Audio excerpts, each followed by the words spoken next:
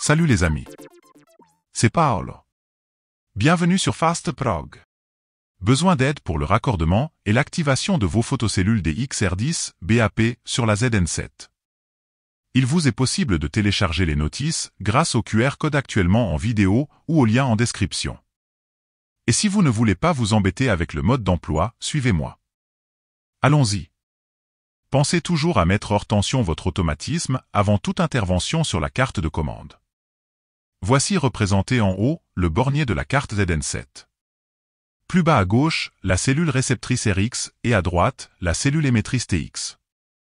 Vous n'êtes bien évidemment pas obligé d'effectuer votre câblage dans l'ordre présenté maintenant. La borne 10 de la ZN7 doit être raccordée à la borne 10 de la photocellule filaire. La borne 11 de la ZN7 doit être raccordée à la borne 11. Ensuite, le 2 de la ZN7 sera raccordé à une des bornes out de la RX.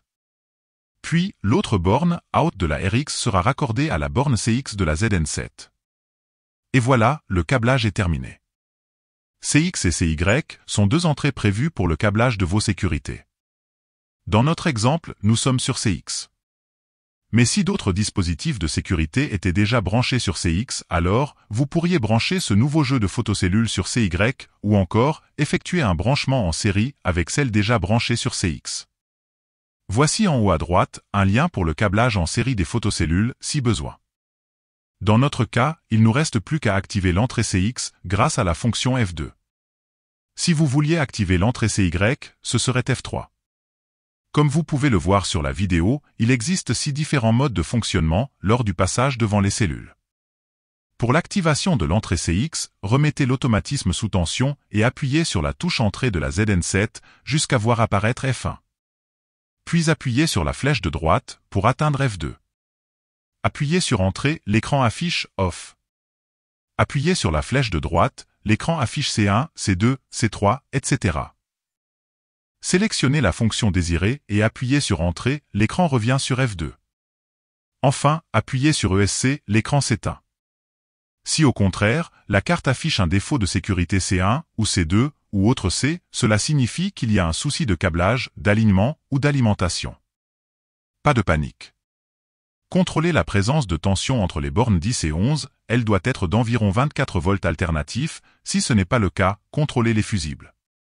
Assurez-vous que rien ni personne ne se trouve entre les photocellules, que l'alignement des photocellules entre elles soit bon et que la pile dans la cellule TX ne soit pas défectueuse et bien positionnée.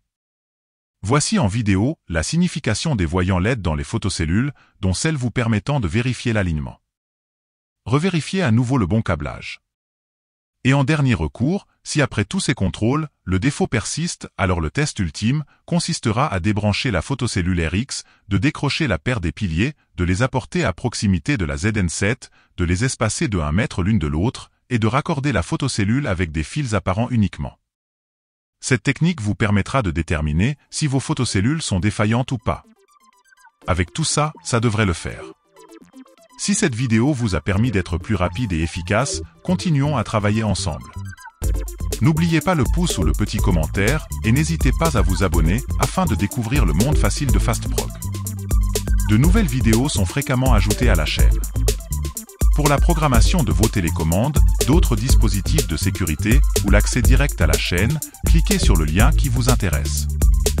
Arrivederci alla prossima!